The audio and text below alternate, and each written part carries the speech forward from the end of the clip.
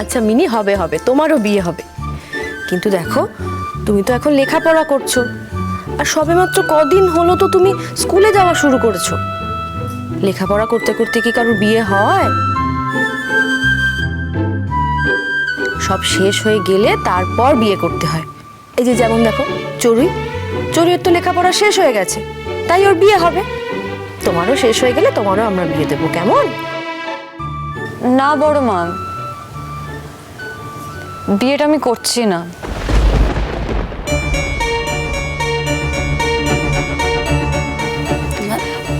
দেখো, আমি কি করে করব বলো তো বিয়েটা? আমি আমার এই জীবন নিয়ে ঋষির কাছে যেতে চাই না। আমি যাব কি করে? না তোমরা বলো, এত এত লড়াইয়ের মধ্যেও ঋষি নিজের মেরুদণ্ড বাঁচিয়ে রেখেছে, আর আমি কি করেছি? আমি তো সেটা কবে বিক্রি করে দিয়েছি। আমি ওর সঙ্গে এটা করতে পারবো না। আমি যেরকম জীবন কাটিয়েছি, যেভাবে বেঁচেছি, ওসবের মধ্যে আমি ওকে জড়াতে চাই না। আমি কোন মুখে যাব ওর কাছে?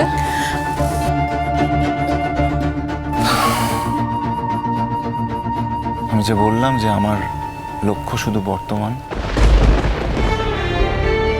তোমার অতীত নিয়ে আমার কোনো মাথা ব্যথা নেই। আর তুমি যদি অতীতে কোনো ভুল করেও থাকো, তার উপলব্ধি যদি তোমার হয়ে থাকে, তাহলে সেটাকে ক্ষমা করা যেতেই পারে। আমি তোমার অতীত নিয়ে কিছু জানতে চাই না চড়ুই, আমি জানতে চাই তোমার বর্তমান নিয়ে।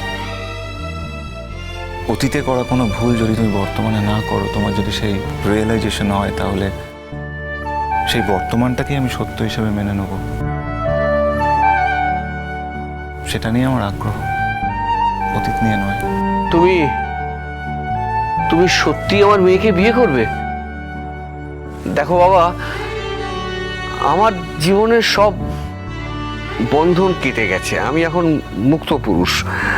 আমার বউয়ের বন্ধন কেটে গেছে, আমার আর কোনো প্রত্যাশা নেই। শুধু একটি বন্ধন এখনো রয়ে গেছে, আমার মেয়ে। আমার মেয়েকে আমি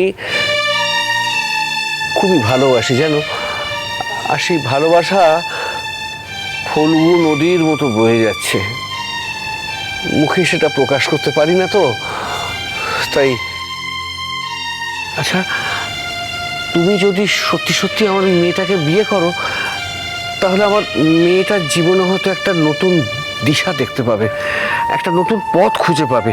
আর এটাও প্রমাণ হয়ে যাবে যে মা খারাপ হলেই মেয়ের জীবনটা অন্ধকার হয়ে যায় না। তুমি কথা দিচ্ছ তো বাবা, আমার মেয়েকে তুমি বিয়ে করবে? দেখুন, আমি আমার যা প্রস্তাব আমি তো রেখেছি, আমি আমার কথা তো বলেছি। এবার আমি তো আপনার মেয়েকে জোর করতে পারি না। ও যদি এখন অ্যালাউ করে, তখনই। কে বলছে অ্যালাউ করবে না?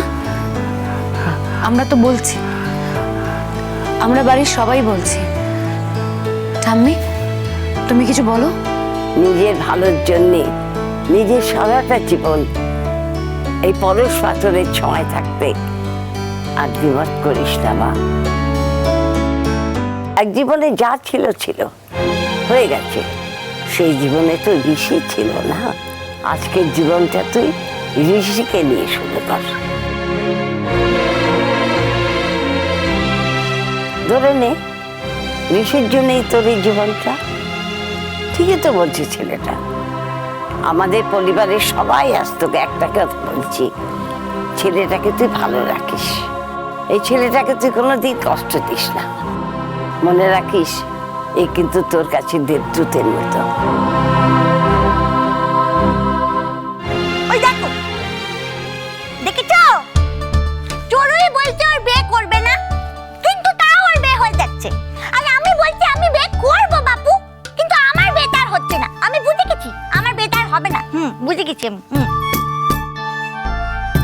হবে মা, হবে। তোমারও বিয়ে হবে, খুব ভালো করে, খুব সুন্দর করে বিয়ে হবে তোমার। কিন্তু তুমি যদি বিয়ে করে চলেই যাও, তাহলে তো তুমি চড়ুইয়ের বিয়েতে আনন্দই করতে পারবে না। হ্যাঁ, ঠিক বলেছো তো বাবা। হ্যাঁ ঠিক বলেছো তুমি। আমার যদি বিয়ে হয়ে যায় চোরের বিয়ের আগে, আমি তো আনন্দই করতে পারবো না চোরের বিয়েতে। হ্যাঁ তাহলে ঠিক আছে, চোরের বিয়েটা হয়ে যাক, তারপরে আমি বিয়েটা করবো, বলো? হ্যাঁ তুমি ঠিক বলেছো। হ্যাঁ হ্যাঁ আমি পরেই করবো বিয়েটা। তাই হবে। বসো মা, বসো আমার কাছে বসো। এই তো, এই লক্ষ্মী মেয়ে, আমি আজকে একটু একটু মাস্টারকে ডাকবো, দেখো বলবো যে আর দেরি করা চলবে না। হ্যাঁ, এই চড়ুইর বিয়ে হয়ে গেলে কিন্তু মিনিমার বিয়ে হবে। হ্যাঁ, বয়স হচ্ছে না, আমার বয়স হয়ে যাচ্ছে, কবে মরে যাই। ঠিক আছে ঠাম্মি, কি ঠাম্মি, বয়স হয়েছে মরবো না? চুপ করো না ঠাম্মি।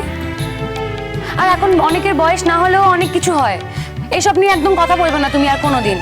ওহ, এই এক মেয়ে আমার চলে যাওয়ার কথা কিছুতেই সহ্য করতে পারে না, মেনেও নিতে পারে না।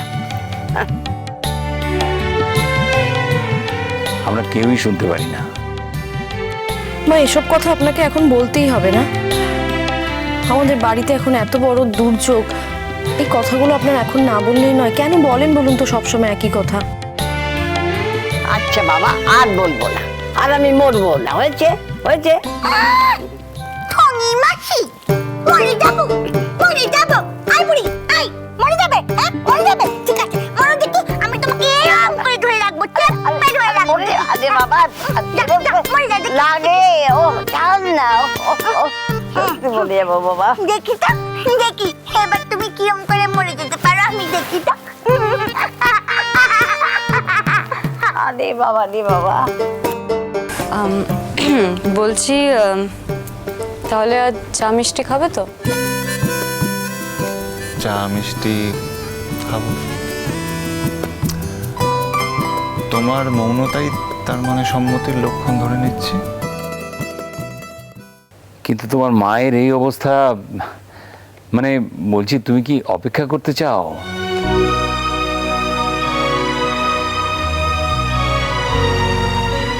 দেখুন, মায়ের যদি সঠিক বিচার হয় তাহলে হয়তো যাবজ্জীবন হবে। সেক্ষেত্রে মানে কতদিন অপেক্ষা করা যাবে আপনারাই বলুন। তার থেকে এটা ভালো নয় কি আমাদের দুজনের লড়াইটা আমরা আমাদের মতো করে লড়লাম। মা যদি জামিনে ছাড়া পায় তাহলে আমাদের বিয়েতে মা আসবে, তাই না? তোমার মা আপত্তি করবে? তাতে খুব একটা আমি কেয়ার করি না, এইটুকু তোমার বোঝা উচিত। আপনারা তাহলে তৈরি হন, আমার বাড়িতে আসুন, বাবার সাথে একটু পরিচয় করুন, তারপর কি আর বলবো। যেতে যখন বলছো নিশ্চয়ই যাব, তবে এই কারণে যাব না, তোমাকে যাচাই করতে হবে তুমি ভালো ছেলে না মন্দ ছেলে, চরুর উপযুক্ত কিনা, সেসব করার জন্য যাব না। কারণ জানি তুমি খুবই ভালো ছেলে। আর তাছাড়া আত্মীয় স্বজন হতে যাচ্ছে, নিশ্চয়ই আলাপ পরিচয় তো হবেই। যাবো, তোমার বাবা মার সঙ্গে আলাপ হবে, তোমাদের ফ্যামিলি দেখতে নিশ্চয়ই যাবো। তবে একটা কথা বলতে পারি, তুমি যদি বলো যে আপনার নাতনিকে আমি বিয়ে করতে চাই, আমি এই মুহূর্তে চোখ বুজে তোমার হাতে তুলে দেবো। কি আর বলবো আমি, মানে সত্যি আমার কোনো ভাষা নেই। মানে আপনাদের মতো এত ভালো একটা পরিবারের সাথে যে আমি যুক্ত হতে পারছি, এটাই বিরাট আমার কাছে।